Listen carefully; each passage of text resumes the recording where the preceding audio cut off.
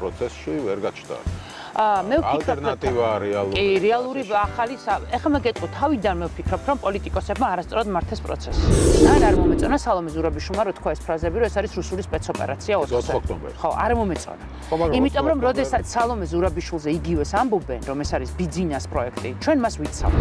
არ მჯერა რომ ეს იყო დაგეგმილი, რომ 17 წუთში დამთავრებულიყო ყველაფერი რა. ერთმანეთთან დავჭამოთ და რაღაც სამფუძე უნდა შევთანხმდეთო და ეს პირველი ნახე რა პუნქტი უნდა იყოს, რომ ჩვენ ერთმანეთს არ ვაგინებთ, მანამ სანამ ხოც არ დავამარცხებთ. ხელსალთ ოლაპარაკება ინბოქსში შევდივარ და ვენებრო გეხვეწები.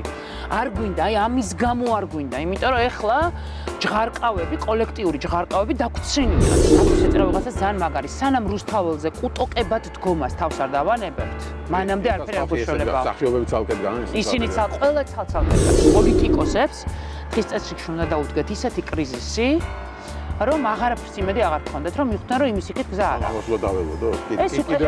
მე ვფიქრობ, რომ მანდ ვარ. ახალი ხალხის მაგას ეუბნება, რომ გვაჩვენე ვინ არის ალტერნატივა და დასავლეთის მაგას ეუბნება, მაგრამ გვაჩვენე ვინ არის ალტერნატივა და ესენი ამას ვერ აჩვენებენ. ვერა. ამ დროს შენ ისე სუსტად გამოიყურები, რომ აი ესეთ არაფრის მაქნის, აი ესეთ არ მე ესეთ სამარცხვინო ხელისუფლება ვფიქრობ, რომ ჩვენ არ ყოლია ესეთ სამარცხვინო ხელისუფლებასაც ვერ ამარცხებ. ანუ ტრაგედიაში ვართ რა, უბედურებაში ვართ მართლა. და გახარიას ასე ვთქვათ 20 ივნის სისტემაზე რას ვფიქრობ, რომ მასაც საქმე აღუდგა. ახია გახარიაზე.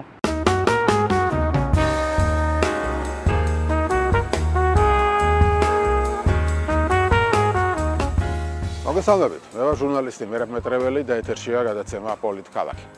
სულ მალე 28 ნოემბერს უწყვეტი პროტესტის 1 წელი შესრულდება. შარშან იცით რომ ეს აქციები ირაკლი ყობახიძის ცნობილი განცხადების შემდეგ დაიწყო და მას მერე არ გაჩერებულა. ალბათ ეს არის მსოფლიოში უნიკალური შემთხვევა, როდესაც ქვეყანაში 1 წლის განმავლობაში ყოველდღე იმართება ეს აქციები. მართალია ეს აქციები ზოგჯერ ხალხმრავალი იყო, ზოგჯერ კი არც ისე ხალხმრავალი, მაგრამ ერთი დღეს კი არ ჩავარდნილა. დღეს შევეცდებით გადაცემაში უწყვეტი პროტესტის 1 წელი შევაჯამოთ და ვისაუბროთ იმის შესახებ თუ როგორ მოვიდა აქამდე პროტესტი, რა შეცდომები იყო დაშვებული, რა პრობლემები აქვს პროტესტს და როგორ უნდა გაგრძელდეს ის. ამ თემაზე ჩვენი სტუმარი იქნება ჩემი კოლეგა ნანუკა ჟორჟოლიანი, რომელიც პროტესტის დაწყების პირველივე დღიდან აქტიურად არის ჩართული აქციებში და მათ ორგანიზებაში.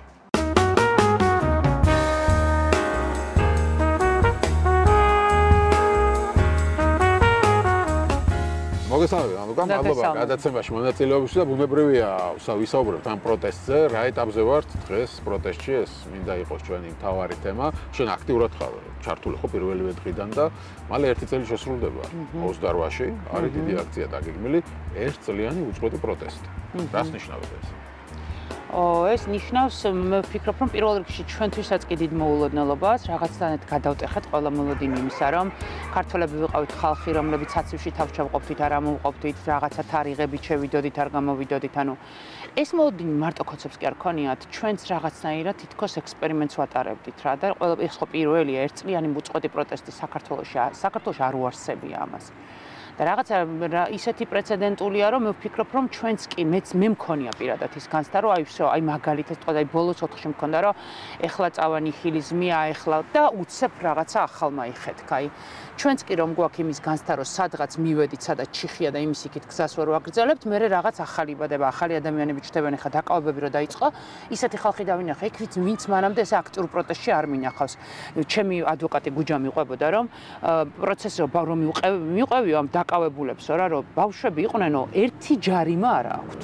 აი ერთი ჯარიმა და მოსამართლეს ვეუბნებოდიო, რომ აი ერთი ჯარიმა რო არ აქვს ამდენი წლის განმავლობაში, ესე კანონდარღვევი არ არის, ხო, მაგრამ ამის მიღმა რა არის, ახალი ადამიანები შემოვიდნენ პროტესტში, იმიტომ რომ დაინახეს, რომ იქ რაღაცა უჭირს თავის თანამოაზრეს, თვითონ კი სახლშია სწავლობს უნივერსიტეტში და სხვა საქმეები აქვს, მაგრამ თანამოაზრეს გაუჭირდა, ეხლა რაღაც ჩიხში არიან და რაღაცნაირად, ხო, აი როტაციაა რა, მე გამოდის სხვა, მე შენ ისვენებ დაღლილი, მე შენ უერთდები და მე ვფიქრობ, რომ ეს ნიშნავს იმას, რომ ანუ როცა რაღაცებს გვამსგავსებენ, ხო, აი ეს რაღაცა ბელორუსია, მაიდანი, მე ვფიქრობ, რომ არაფერს არ გავართ. ეს არის საქართველოს პროტესტი. რომელზეც აი წლების შემდეგ იტყვიან, რომ ჩვენ შევქმნით რაღაც პრეცედენტები და ახალი ნიმუშები პროტესტში და მე ვფიქრობ, რომ ეს არის სრულიად სიახლე ამ რეალობაშიც და ძალიან მას უყურებდი ის რაღაცა გახმოვანებები, ეს ჩვენი შეძახილები და რაღაც სხვა ქვეყნებში რო აიტაცეს მერე და ისევე როგორც ჩვენ აქ მისი საზმაუსი ვერ ჩამოყალიბდნენ ჯერ რომ სად იყო ეს, მაგრამ რაღაცნაირად ის რაც გადამდებია შენი ქვეყნიდან სხვაგან და ეს ნიშნავს იმას, რომ რაღაცა ანუ რაღაცა უწყვეტია რა, აი არა, ცოცხლად. ხო, მაგრამ ამავე დროს არის ხალხი, ვინც სკეპტიკურად უყურებს და ფიქრობს, რომ აი ახლა რამდენიმე ასეული ადამიანი დგას ყოველდღე რუსთაველზე და მე რა ამით რა იცვლება და მე მინდა ხავს ადამიანი, ვინც გულშემატკივრობს ძალიან ამ პროცესებს, მაგრამ თვითონ არ გამოდის ხოლმე რუსთაველზე, იმის გამო რომ მაინც არაფერს არ ცვლის და ვერ აგებინებ რატო შეიძლება ამას კონდეს მნიშვნელობა. მეც ვარ მაგ ადამიანებში ხანდახან. როცა ვიღლები, მეც ვარ, რომ აი აზრი არ აქვს, მაინც არაფერი არ შეიძლება, არ მგონია, რომ თვითონ ჩვენგანი არ იყოს, მაგრამ ეს ძალიან ჩვეულებრივი პროცესია. იმიტომ რომ ადამიანები როგორც კი დაინახავენ რეალურად ცვლილების იმედს, რაღაცნაირ ტალღას, ემოციურ ტალღას, ან ადამიანს. მე მაგალითად ჩემს მეგობრებს, ჩემს გარემოცვას, სტუდენტებს, რომლებიც ადრე გარეთ იყვნენ აქტიურ პროტესტში და აღარ არიან და ვეკითხები, რომ რატომ აღარ. ყველა მათი პასუხი არის სწორი. გეუბნებიან რომ მე ხა უნდა გამოვიდე ჩემი ცხოვრება გვერდით უნდა გადავდო იქ რაღაცები უნდა დავფინანსუროთ უნდა დავზარალდე ის უნდა დამემართოს ეს უნდა დამემართოს და რისთვის ანუ პირობითად 4 რისი გამოცდა იყო რომელიც არასწორად ჩაბარდა, მაგრამ რისი გამოსთა იყო, რომ ვიღაცამ სადღაც იმედის ნაპერწკალი დაინახა და იმასაც კი ვისაც ხუთიანი მაგრად არ ევასებოდა, მიუხედავად იმისა, რომ ხუთთან ასოცირებული პროცესი იყო, გარეთ გამოვიდა. ანუ ეს ხალხი პროტესტისთვის მზად არის, ეს ხალხი ბრძოლისთვისაც მზად არის, უბრალოდ ხელი ნებისმიერი რამ არის ჩვენ ცხოვრებაში, როდესაც რაღაცა ვბუქსოვთ, ჩვენს ემოციებში, ჩვენს ფიქრებში გაჩერებულები ვართ, ხელის მოსაჭიდებელი რაღაცა გვჭირდება, რომ მე ამოვყვინთოთ და ამ ტიპებს რატო ვერ გაჩნდა ეს ხელის მოსაჭიდებელი? ერთი წლის პროცესში ვერ გაჩნდა. მე ვფიქრობ, ალტერნატივა რეალური. კი, რეალური ახალი. ეხლა მე გეტყვი, თავიდან მე ვფიქრობ, რომ პოლიტიკოსებმა არასწორად მართვის პროცესი. და მე ეხა ძალიან მოვერიდები პოლიტიკოსებზე საუბრას, იმიტომ რომ მორალურად ძალიან არასწორი დრო არ ვიცი ხა რა. და არა მარტო ციხეში ხა, არ ვიცი რა აღარ დააწყდათ თავს აგერ უნდა გამოსულიყვნენ თვენახევარში 15 წლიანი მუხლები და 7 წლიანი მუხლები წაუყანეს. ხო ეხა რაღაცნაირად ძალიან ცუდ ეშმაკის ბურბულზე დასვა ბიძინა მისინი და შესაბამისად ეხა მათთვის იმის თქმა რომ შენ შარშან რო ესე მოგწეული ყავს სწორი იქნება და მორალურ კომფორტულ მდგომარეობაში არ ჩამაყენებს, მაგრამ თავის დროზე რაღაცნაირად თითქოს ისე ვიყავით რომ ყველა ახალ სახეს ვეცემოდით, ყელს გამოვბრდღვნიდით. მოდით პირველ პირში ვისაუბრებ, მიუხედავად იმისა, რომ მე პირიქით გიждდები ახალ სახეებზე, მაგრამ კარგი, ესე ვიტყვი, რომ უბრალოდ კორექტული იყოს და რაღაცნაირად თითქოს მეს ფაქტორი იყო ძალიან მთავარი და პრიორიტეტული, მეტი ხელმძღვანელობდნენ, ერთმანეთშიც კი მეტი ხელმძღვანელობდნენ, კაცო ერთობა რის გამო არ შედგა, ხო? მაგის გამო არ შედგა, რომ ეს ჩვენ ფორმატზე ვერ გადავიდნენ ტიპები. და შესაბამისად, მოკლედ, მე ვფიქრობ, რომ თავიდან ეს იყო პრობლემა და შემდეგ უკვე აღარ ვიცი, იცი, ერთადერთი თქვენ დღეს ვიძახდი იაგოს უყურებდი და ერთადერთი ყველაზე სწორი აქცენტი რაც დასვა იყო ეგ და ის კითხვა ხმამაღლა გაახმნა, რაც შენში გიფიქრია და არ გინდა. იაგო ხვიჩია. ის იყო ძალიან სწორი შეკითხვა რა, ანუ მე ვფიქრობ, რომ ესეთ რადიკალურად განსხვავებულ ადამიანებშიც კი, რომლებიც თავს გვესხმიან, სწორი შეკითხვები უნდა მოგვიდაგო. რა შეკითხვა? აი ეს, რომ თქვენი აზრით ლიდერი რატო არ გაჩნდა ამ ხელა პროტესტშია და ძალიან ლოგიკური და სწორი შეკითხვა, იმიტომ რომ ხელს არ ვკიდებთ ერთმანეთს. მერაბ. ანუ საკმარისია ჩვენიანმა ჩემი. საკმარისია ჩვენიანმა ერთი მცირე შეცდომა დაუშვას, ბაბლი მზად არის, რომ იმ დღესვე განიკითხოს წვავეთ და მათ შორის ჩემ თავზე ვცაუბრობ ამას. მე ასეთი შეცდომები დამიშვია. მე ბოდიშიც მომიხდია და ახლა ვცდილობ რომ კარგად მოვიქცე, მაგრამ მქონია ეს, რომ თუ ანუ რაღაცა, აბა შეხედეთ კოცებს რა.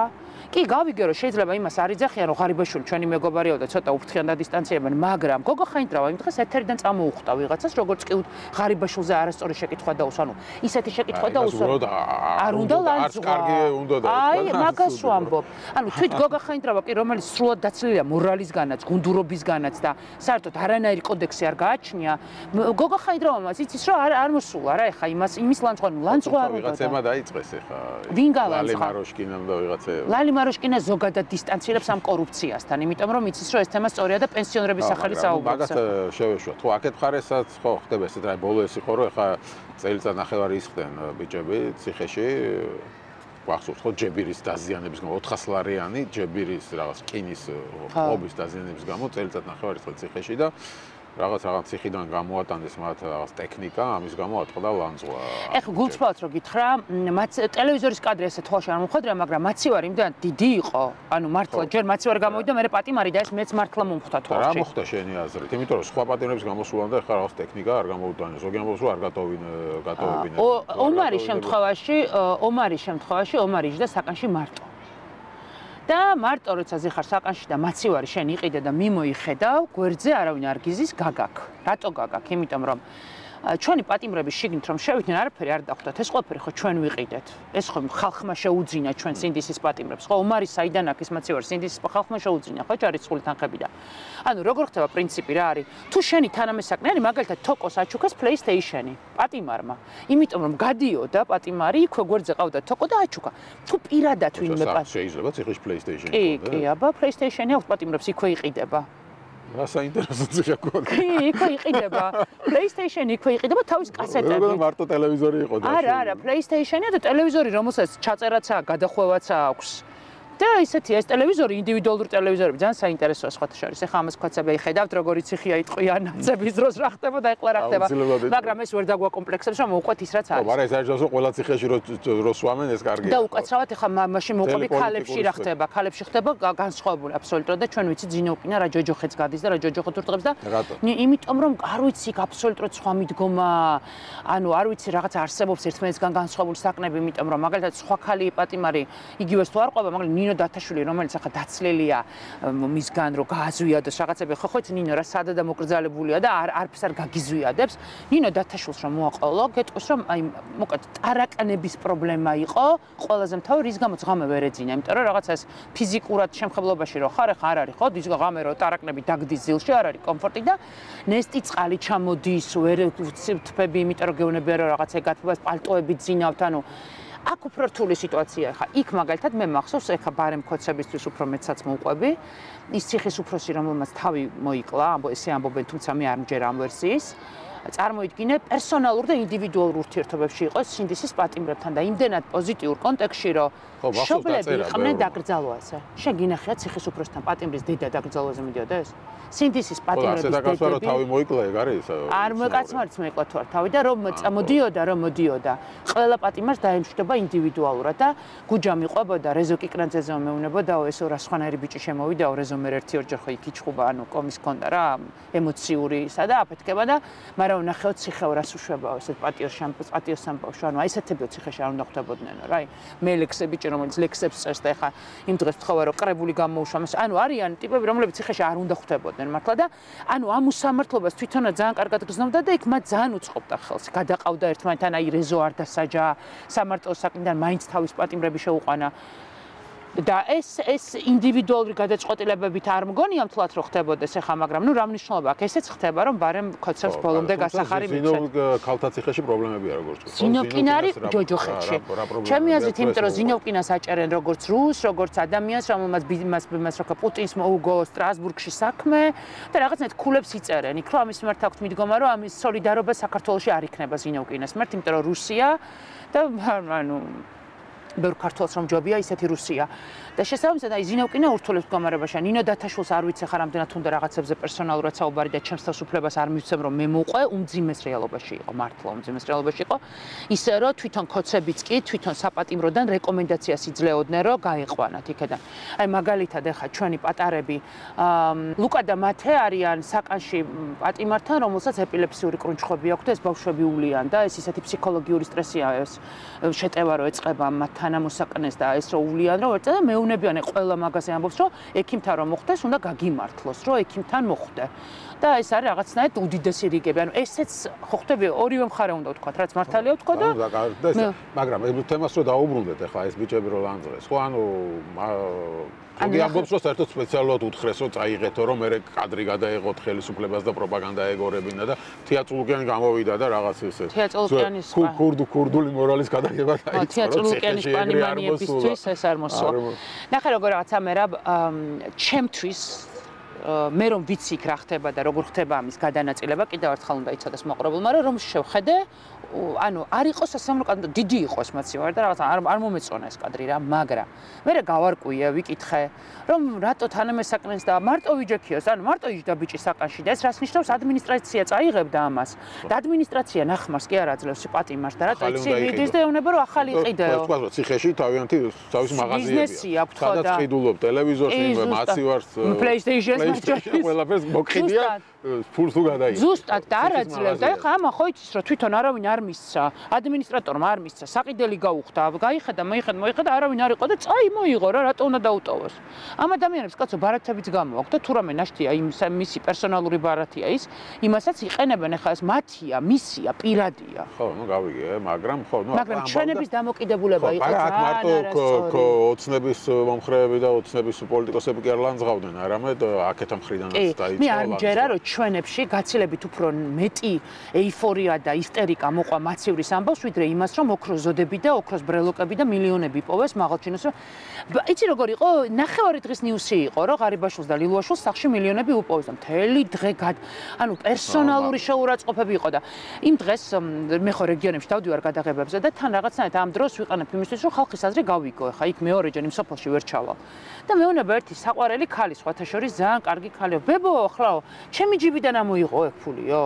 და ბებო ვეუბნები რომ ხო, ვეუბნები ბებო, რას ნიშნავს შენი ჯიბიდან? ბიუჯეტიდან შეჭამ. ბებო, მე მაგ ფულს მაინც არავინ არ მაღირსებდა. ანუ დამოკიდებულება ფულის მოპარვაზე, ეგეთი. არა, ზოგი საერთოდ ფიქრობს, რომ ახლა თანამდებობაზე თუ ხარ, უნდა მოიპარო. მე რო ვიყო, მეც მოიპარავდიო გეტყვის. ან გეტყვის შე რო იყო, შენ არ მოიპარავდი. ხო, ანუ აი ეგ და უთხრა, არაო, არ დაგიჯერებს, იმიტომ რომ არიან ადამიანები, ვისაც ფიქრობენ, რომ ხო, ახლა თანამდებობაზე თუა, ფული უნდა გააკეთოს აბარა. ხო, ესე მითხრა, რომ მე მაგ ფულსა მაინც არავინ არ მაღირსებდა, ბებო. აი ეგ არის მიხდი დამოკიდებულება რეგიონში ღარიბაშვილს მოეპარა შეეჭამა. ეს რას ნიშნავს იცი? ეს ნიშნავს იმას, რომ რეგიონებში არ დავდივართ და ხალხს არ ვალაპარაკებით და ბევრ ამას ნიშნავს, მაგრამ არ აუშავს.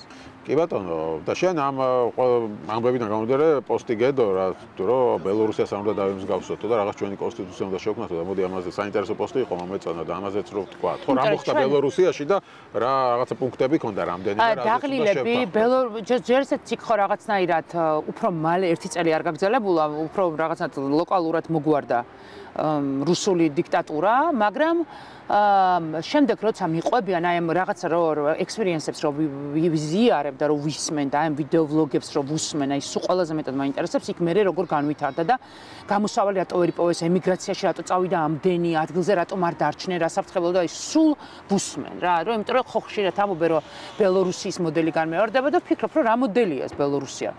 თავარ პრობლემას, რასაც უკვე წასული ტიპები განიხილავენ, არის ის, რომ შიგნით დაიწყეს რუსეთისაგან, ანუ ყველა ერთმანეთს ეძახდა, რომ შენ ხარ რუსეთის აგენტი. ანუ შიგნით ერთმანეთს დაუპირისპირდნენ, ანუ სინამდვილეში რუსებმა კარგად რა შექმნეს, იყო ეგრე, როგორც კი შედარებით მშვიდობა, რომ აი ახალი ტალღა რო დაგვეწყო რა, იმის მაგივრათო, რომ ახალი ტალღა დაგვეწყო და ძალები მოგვეკრიფაო, ერთმანეთში დავიწყეთო რუსეთის აგენტების, რომ ეს იმიტომ აი ხა მაგალითად ძალიან არ მომეწონა სალომე ზურაბიშვილმა რო თქვა ეს ფრაზები, რომ ეს არის რუსული სპეცოპერაცია 4 ოქტომბერს. ხო, არ მომეწონა. იმიტომ რომ როდესაც სალომე ზურაბიშვილზე იგივეს ამბობენ, რომ ეს არის ბიძინას პროექტი, ჩვენ მას ვიცავთ. და მე პირადად მას ვიცავ, იმიტომ რომ მგონია, რომ ამისი დრო უკვე აღარ არის. რომ ჩვენ ერთმანეთ ვინც ამ ბრძოლაში ყველა ერთმანეთს უნდა გავუფრთხილდეთ, იქნება ეს სალომე ზურაბიშვილი თუ მათ შორის ისეთი რადიკალურად მიუღებელი ადამიანი, რომელსაც რა მოხდა შენ რა ახსნა რა. აუ, ჯერ ახსნა არ მაქვს. მეორე არის ის, რომ ეს ხალხი ციხეში ზის, მაგრამ მე არ მჯერა, რომ ეს იყო დაგეგმილი. მე პერსონალური საუბრები მქონდა, მე ხა ტყუილი უნდა ვთქვა, რომ ვიღაცას ვთქვა, რომ რამე გეგმა ვიცოდი, იმიტომ რომ არ არსებული ეგეთ რამე. მაგრამ არ მჯერა, რომ ეს იყო დაგეგმილი, რომ 17 წუთში დამთავრებული იყო ყველაფერი რა. და მე დანარჩენზე თავ შევიკავებ რა. მე მაინც მგონია, რომ ანუ სხვა გეგმა იყო და სხვა არ განვითარდა ისე თუ მე ესე მგონია, მე ესე მინდა რომ მჯეროდეს რა. მე არ მჯერა რომ ეს იყო გეგმა, იმიტომ რომ ეხა რა არის რა, იმიტომ რომ მე ისე ვუფასებ ამ ადამიანებს, წარმოიდგინე ბრძოლა უკვე წაგებული ქონდა ტიპებს და თავით გადაეშვნენ წაგებულ მაშინ. ანუ სისხლის ამართლის დანაშაული შეიზილეს ტიპებმა რა, რომელიც შეეძლოთ რომ მაპატიე დაუძახებდნენ სუსის აგენტს რუსს, მაგრამ გარეთ ყოფილიყვნენ რა და თავისუფლები. თვითონაც რო შევიდნენ. კი, ხო, ზოდელავა და ისინი რო გადაეშვნენ იქეთ, ხო, ირაკლი. ზოდელავა და ხელი გადახვეს, თვითონაც გადახდა რომ მარტო ხალხი არ დაეჭირათ. წაგებულ ომში. მარტო ხალხი არ დაეჭირათ. ეს იყო წაგებული, ეს იყო დამთავრებული და ისინი გადავიდნენ, იმიტომ რომ თქოს რომ მოდი ჩვენ საქმარ და ჩვენს დაგვიჭერთ. ასე რომ არ მოქცეულიყვნენ მორალურად უფრო გატყდებოდნენ, იმიტომ რომ დაუწყობდნენ ძახილს რუსის აგენტი, ჩანერგილი ისეს, მაგრამ თავისუფლები იქნებოდნენ და ტიპებმა მიიღეს გაწყვეტილება, რომ ამდენ წლიანზე თავისი ფეხით შევიდნენ და ეხა ეს როგორ არ უნდა ამას ვინც არ აფასებს, ის საერთოდ დაცლილია ადამიანური ინსტინქტებისგან, მაგრამ მე არ მჯერა რომ ეს იყო ამდენ ხნიანი გეგმა, იმიტომ რომ გეტყვი რატო რა. იმდენი ინფორმაცია იყო ზუსტი, რასაც ამბობდა ხაბე.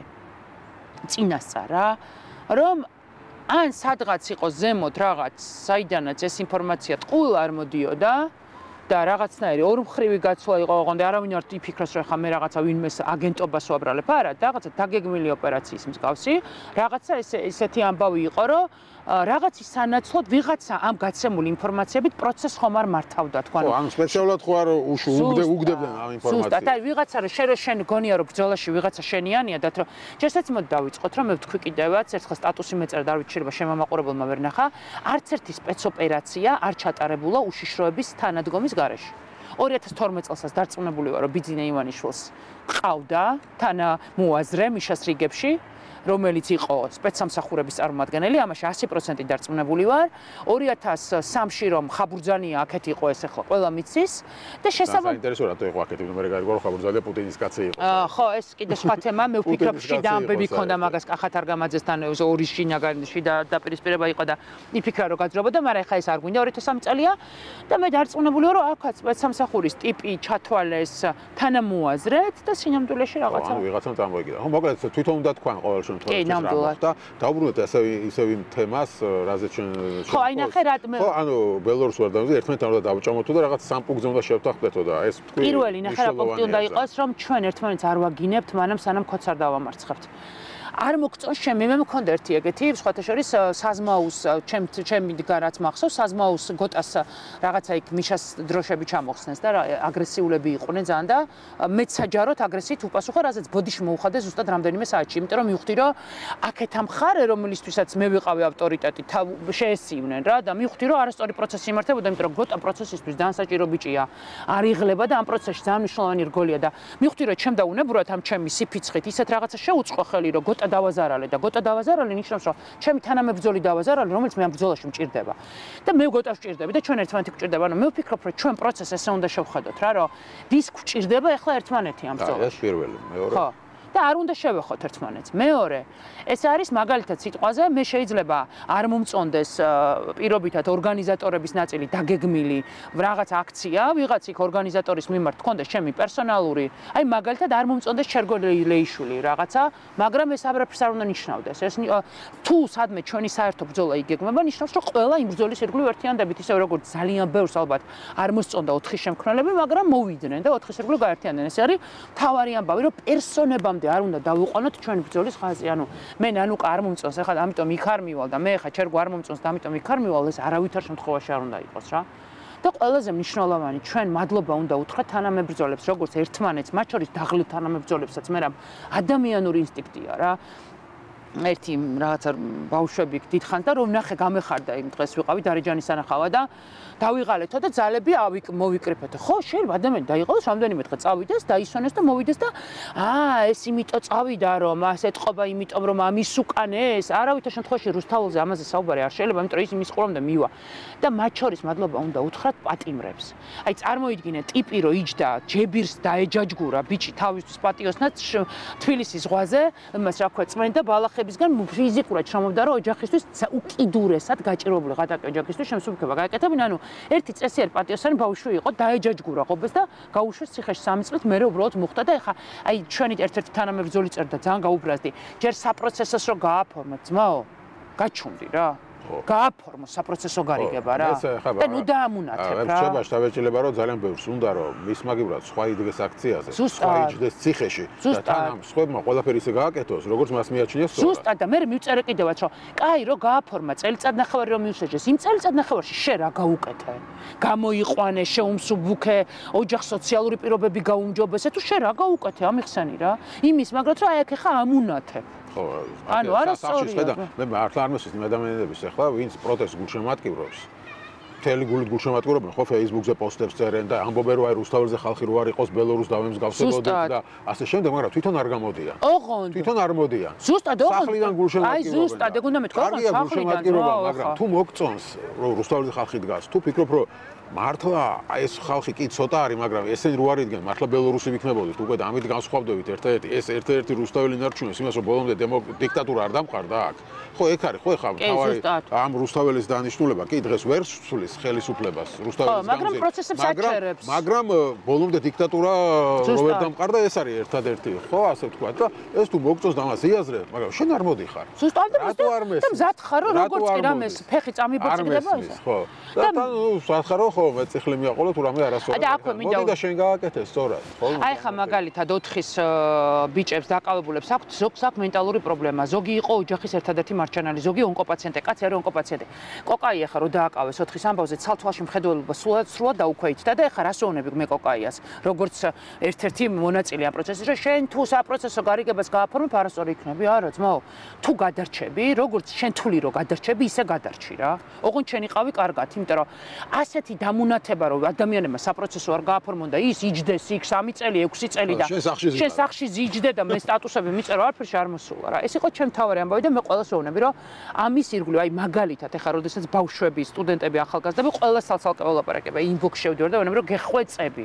არ გვინდა, აი ამის გამო არ გვინდა, იმიტომ რომ ეხლა ჯღარყავები, კოლექტიური ჯღარყავები დაგვრცინიან, რომ ჩვენ რაღაცაზე აი სულ მაქვს ეს რომ ინბოქსში ვაქვს აი ეს გაჩაღებები, იმიტომ რომ ამის გარ ერთადერთი რა გვაქვს ჩვენ მერაბ სოლიდარობა და თანადგომა. ჩვენ მეტი რა გვაქვს. თუმცა ხო არ ფიქრობ რომ ამ არაორგანიზების სპონტანური იყო, ხო ეს სულ აქციები სხვადასხვა ჯგუფები აორგანიზებს ერთ დღეს ერთი მეორე დღეს ამან ამოწურა თავისი თავი და დროა რომ რაღაცა ერთი თავი დაედგას, გახდეს უფრო ორგანიზებული, იყოს ერთი რაღაც საორგანიზაციო კომიტეტი, რომელსაც არის წინააღმდეგობის კომიტეტი და ერთმანეთთან მოძრაობა. იმიტომ რომ ახლა ხელისუფლება რასაც ვირაკ ლობახიძემ პირდაპირ თქვა, რომ ჩვენ მოქმედოთ მეთოდურად. ეს ძალიან მნიშვნელოვანია. ახლა ასე მოქმედება მეთოდურად, ანუ ჯერ ცოტა გაამკაცრეს, არ იმუშავა კანონი, კიდე გაამკაცრეს, არ იმუშავა, კიდე გაამკაცრეს და ახლა ვეღარ კეთავს. ხალხის კანონთან დაკავშირებით იცი რა მითხრეს, რატო? იცი რა მითხრეს? რომში და სანისეთმა ადამიანმა მითხრა, რომ სინამდვილეში ეს კანონი თვითონ არ მოსწო, ანუ თვითონ ჩიხში შეიყვანა ამ კანონმა, იმიტომ რომ მიხვდნენ, რომ კანონმა არ იმუშავა და ეს არ არის ჯარიმა. და მიხვდნენ, რომ აი ზუსტად ეს ადვოკატები მიყვებოდნენ, რომ ისეთი ტიპები დაიჭირეს, ბავშვი წიგნი ქონდა ხელში, რომ იჭერდა პოლიციელიო რა, ანუ მიხვდნენ, რომ ეს და დაუჯარიმებელი და ის და ყველა შეეხნენ, ექიმი, მამაშვილი, დედაშვილი და მიხვდნენ, რომ ეს პროცესი ძალიან მძიმე პროცესი იყო და მათ შემოუბრუნდა და თურმე იცი რატო ამდენი პოლიციელი? რომ სისხლის სამართლით არ გაუშვან ანარავინ ხო, ანუ ახლა აღარ გიშვებს, თვითონ აქამდე გიშვებდნენ, ესე ტაქტიკა ქონდა რომ გადადით და მერე დაგიჭერ. და რატო აღარ გიშვებენ, იცი? ხო. იმიტომ რომ ამ პროცესმა მეტი ხალხი გამოიყვანა გარეთ. ისინი მოქმედებენ მეთოდურად, ხო? და აქვს რაღაც ეს დისციპლინა და აქეთა მხარეს ყველა ცალ-ცალკე მოძრაობს და არ ფიქრობ რომ ეს უკვე პრობლემა და უნდა პრობლემას ვალოს. 100%-იანი ხარ და მე მგონია რომ ეს ბუნებრივად მოხდება. ხო და რატო არ ისე იქ მივედით რომ ერთი წელი რატო არ მოხდა ეს რომ არ გამოჩნდა ლიდერი ახალი ხალხი ვინც ჩართული იყო ამ პროცესში არც ერთმა არ მოისურვა რაღაც პოლიტიკური მოძრაობა კი მოისურვეს პატარა ჯგუფებმა მაგრამ რაღაც ისეთი მნიშვნელოვანი არ მოისურვებინა ხო ანუ რატო არაფერი ასეთი ჩემი აზრით ეს არის ძალიან ბუნებრივი პროცესი და ბუნებრივად ეს პროცესი მოვა რაღაცა ეხა გარდამტეხ დროს მოვა ბუნებრივად ეს პროცესი როდესაც ნახეთ ჩვენ ხო ცალ-ცალკე ჯგუფები ვართ კი ერთად ვიბრძვით მაგრამ ჯგუფები ვართ მაინც რა და იმ დღეს სტატუსი ეწერა ვიღაცას ძალიან მაგარი. სანამ რუსთაველზე კუტოკებად დგომას თავს არ დავანებებთ, მანამდე არაფერი არ გუშველება. სახიობები ცალკედ განა ისინი ყველა ცალ-ცალკედ გას. აი ჩვენ როდესაც ამ ცალ-ცალკედ დგომას და ვიღაცა რომ მოვა ახალი და გაჩუმებას როგორ აი რაღაცა რო გინდა უხერხულად რო გაქვს რა რო არის ის როგორ გაგიგებს. სანამ ამას თავს არ დავანებებთ და ჯერ რუსთაველზე არ გავერთიანდებით ჩვენ ყველა, მანამდე ვფიქრობ რომ მაგ პროცესს დააგვიანდება. ხო და ვიღაცამ ხო უნდა ითავოს. ეს ბუნებრივად მოხდება. ჩემ ეს და ძალიან ბუნებრივად მოხდება. კი ბატონო და პოლიტიკოსებზე საუბრობდით პარტიებზე და პარტიების ერთიანობაზეც, ხო? და ესეც ვერ ხდება, ხო?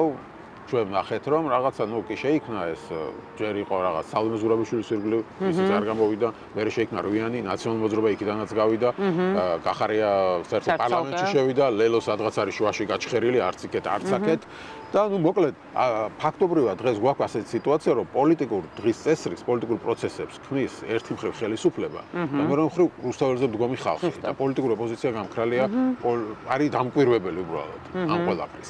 ეს რისი ბრალია შე როგორ გონია? პოლიტიკოსების. ხო, ვისი არ მიგიჩნევს აბსოლუტურად რისი.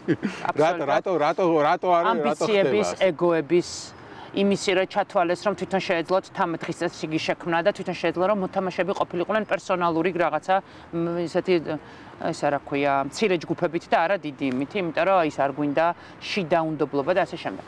მე ვფიქრობ რომ ეს სინამდვილეში ძალიან ჯანსაღი პროცესია, იმიტომ რომ გახარია რომ ცალკე დარჩა ეს უნდა დაგვენახა და ამას ასე სხვაგვარად ვერ დავინახავდით. იმედია რომ ლელო турბულენტობიდან მალე გამოვა და მალე მიიღებს სწორ გადაწყვეტილებას, მე ამით მაინც არ ვკარგავ, მაინც მაქვს ამის იმედი და საბოლოო ჯამში ვფიქრობ რომ გვერდს ვერ აუვლით მე რა მაგას.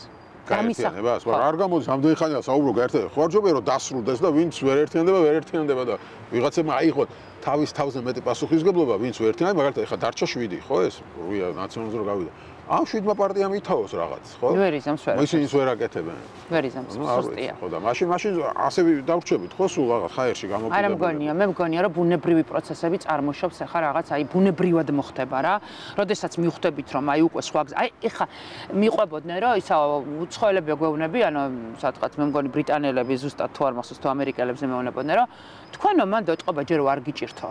იმიტომ რომ როგორც კი გაგიჭირდებათ პოლიტიკურ პროცესებზე იყო საუბარი, როგორც კი გაგიჭირდებათ, აგერ განახებთო, როგორ გაერთიანდებითო რა, ანუ ჯერ დაწყობა არაფერი არ გიჭირთო და ესეო ცალ-ცალკე თავს კარგად გრძნობთო და მე მაინც ვფიქრობ, რომ პოლიტიკოსებს დღის წესრიგში უნდა დაუდგეთ ისეთი კრიზისი, რომ აღარაფერს იმედი აღარ გქონდეთ, რომ მიხვდნენ, რომ იმის იქით გზა არა. ამას უნდა დაველოდოთ, კიდე მეტი კრიზისი. მე ვფიქრობ, რომ მანდ ვართ.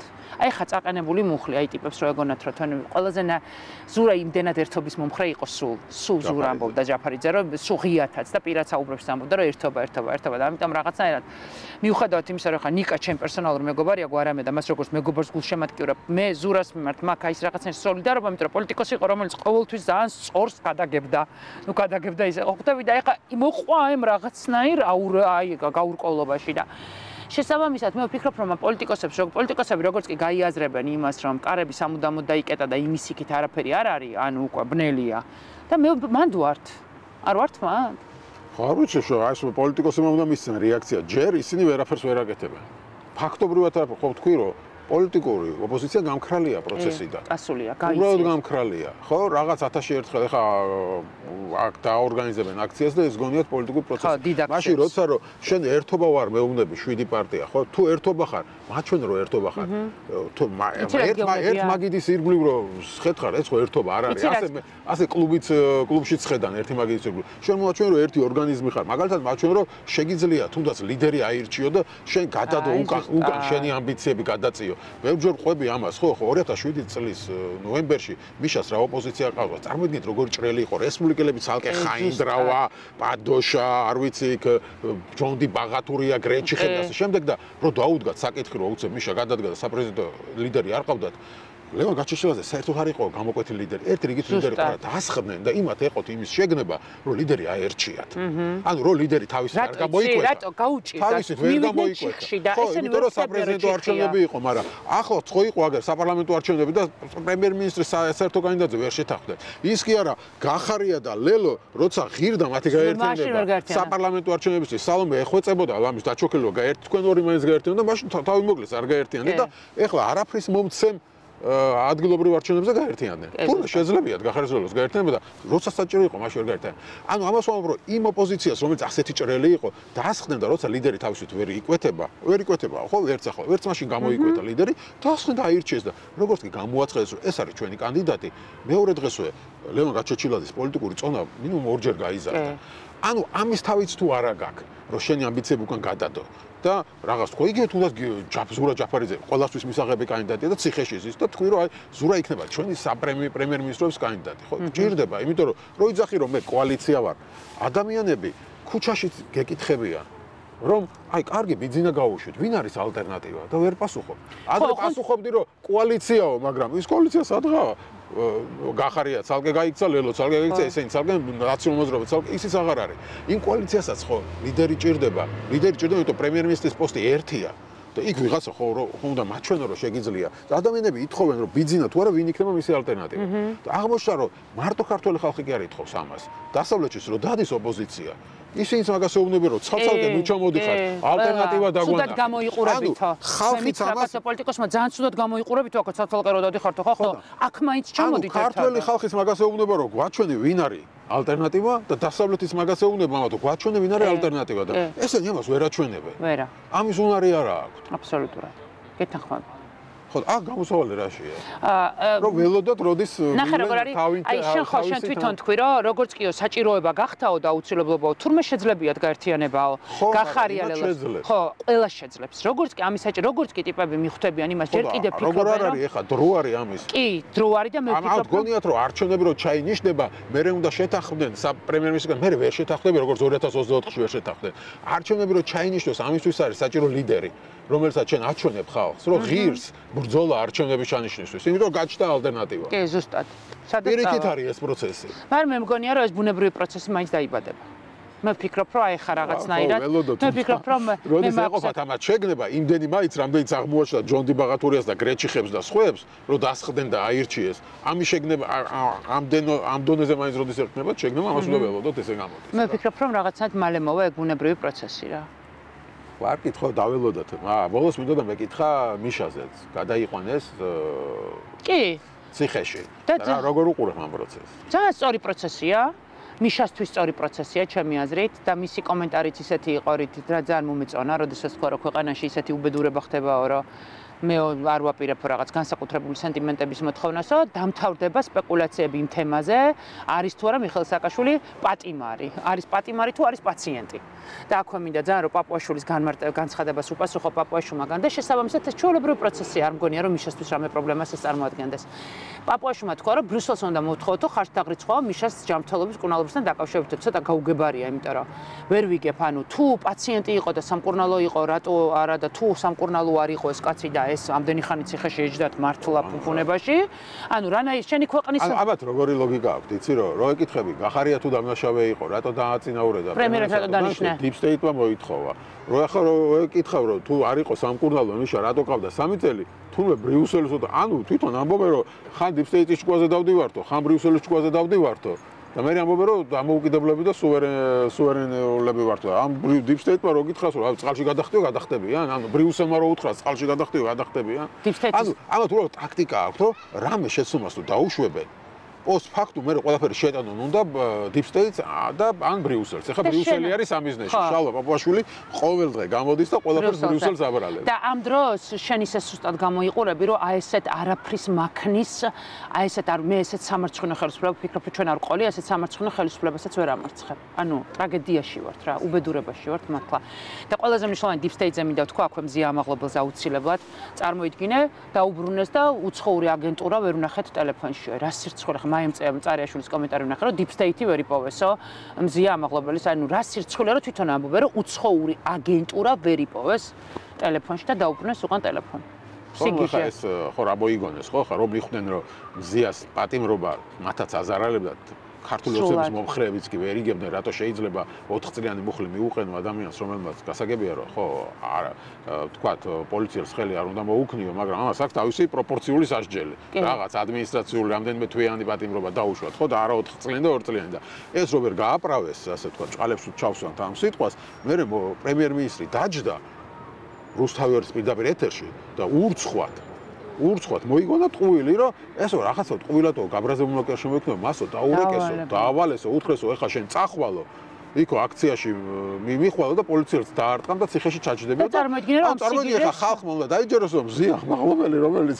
გაზეთის რედაქტორია ხო და ბავშვობიდან ვიცნობ კიდევ ერთხელ რომ ერთ-ერთ გამოუშვით პირველი ნომერი ამ გაზეთ ბათუმელების ახლა ვიღაცამ დაურეკა რომ წადი შენ პოლიციელი ცემე ციხეში ჩაჯექო და ესე წავიდა და ციხეში და მე თვითონ გაჩუმდნენ მიხდე რომ სისულელე სამოდი მაგრამ აი რისი მკადრებლები არიან პრემიერ-მინისტრიდან დაწყებული პარლამენტის თავმჯდომარედ გაგრძელებული აქედან ჩანს და ამ ხელისუფლებას ებრძვი რომელსაც ეს აქვს ყველაფერი ესე აწყობილი სამხედრო დისციპლინით პროპაგანდა პირველ რიგში ტყუილების მანქანა ხო ტყუილების მანქანა ეხა წინა დღეს რასაჯერებდნენ ხალხს ხო ნახეთ რომ ისა რა ქვია აქციის ანონსი 28 ნოემბრის აქციის ანონსი ბრიუსელში დაწერეს არ იმუშავა და წარმოიდგინე აქციის ანონსი რომ უნდა გამოხვიდე ტექსტს აიგითხო რომ აი არ ვემორჩილებით რაღაცა რეჟიმს უცხადებთ სოლიდარობას პატიმრეს და მოდით ხალხო აქციაზე ამის დამწერი საქართველოში არ მოიძებნა ამ 2 თუ 3 წინადადების და ბრიუსელში დაუწერესო და იმას კითხულობენ ამას აჯერებდნენ თავიანთი ხო ერთდღიანი პროპაგანდა გააკეთეს და ამ პროპაგანდაში ჩართეს მათი ტელევიზიები მთელი საპარლამენტო უმრავლესობა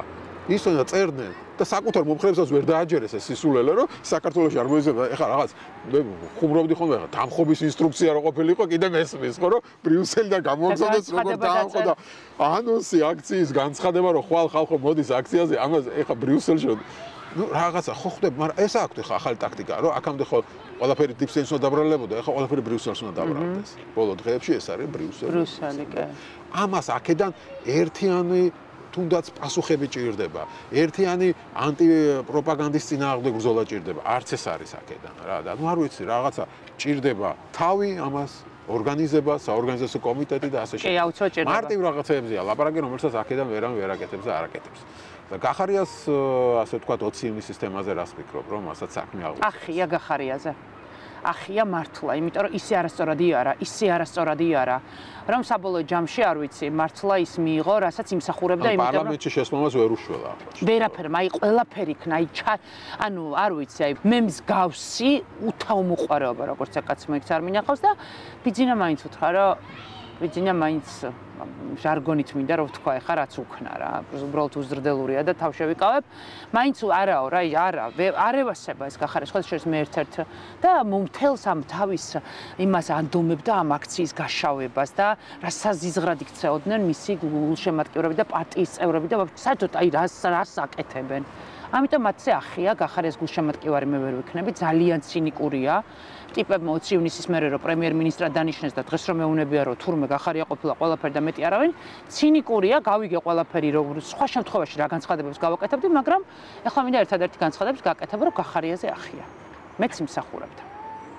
კი ბატონო და წეგან მიშაზე ვსაუბრობდით და როგორც მიშას გულშემატკივრს მინდა გკითხო რომ ის მაინც შენიაზე დატორჩება წინააღმდეგობრივ ფიგურად ამ პროტესტში. ამდენი წელი გავიდა და ვერ ეგუება ხალხი. ხო შენ თქვი რომ აი მიშას პლაკატებსაც კი ხალხი ვერ იტანს აქციებს. ხალხი არა, ეს იყო პოლიტიკური ორგანიზაცია. სხვათა შორის ზოგი აქტივისტებიც არის. ისევე როგორც ვიღაცა ჩვენ ვერ ვიტანთ ხალხს. მშობლებსაც ჰქონდათ ხო პრობლემა ნახეთ. ერთ კონკრეტულ მშობელს. ანუ და რაღაცა და მაინც ეს არ არა, მოდი დავაკონკრეტოთ, არა, უნდა დავაკონკრეტოთ.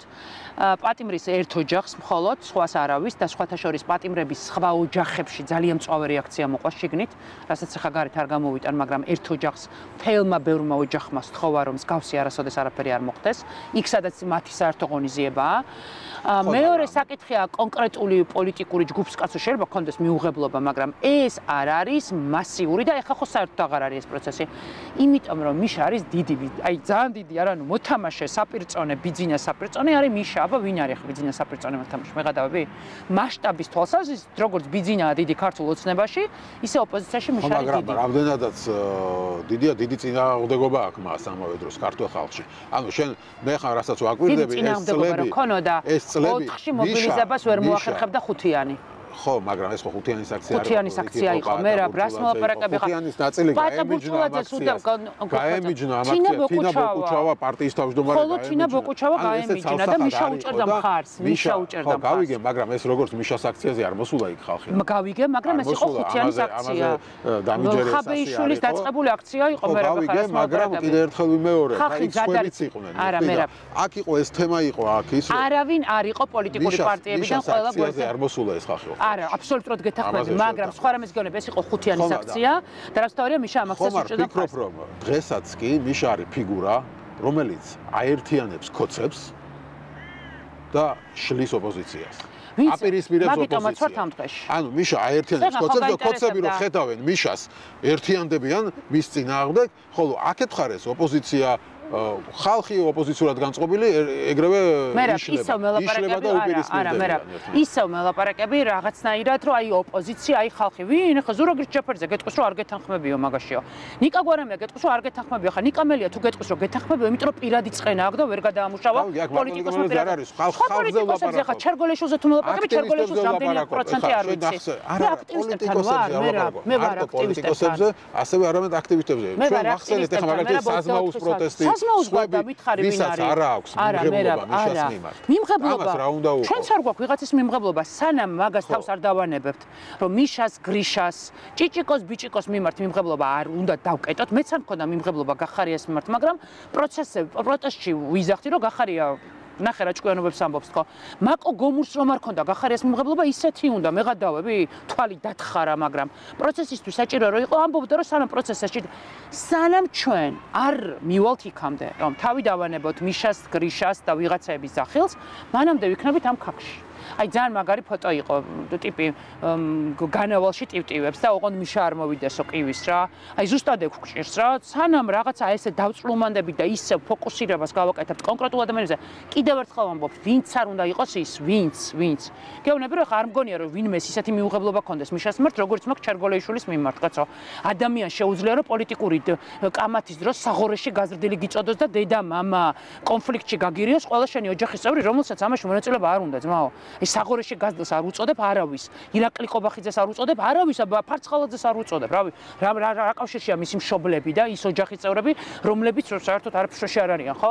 აი ესეთ შეურაცხყოფას არავის არ მივაყენებ და რომელმაც შეულა რომ ბავშვის ფოტოები გამოუფინოს და უთხრას და უსურვოს ყველა საზიზღრება. ანუ კატასტროფულად მიუღებელია ჩემთვის როგორც პოლიტიკურად მოთამაშე თამარ ჩერგოლეშვილი და იმას არ ვიტყვი.